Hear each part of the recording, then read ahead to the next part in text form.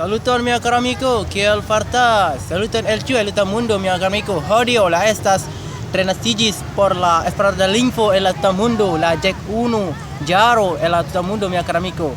Nun mi ne estas la universitato en araniri islamon en la mia urbo Aĉeho.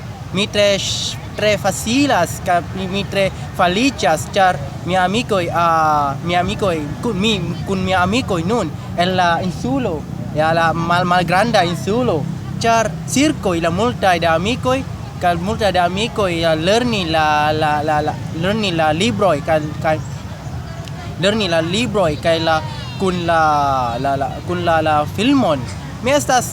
Mi multe dankas por la popolo en la tuta mundo ĉar hodiaŭ mi ne povas venu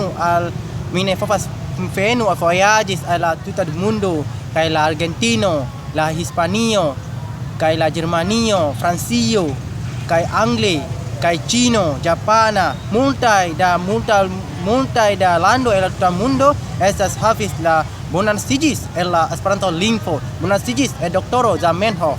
Ĉar mi estas tre feliĉas, ĉar mi ne povas donu kaj mi pardonu min, ĉar mia Esperanto estas malbona ĉi tie, ĉar nun mi tre feliĉas. Dankon mia kara amikoj, ĝis la revido. Ĝis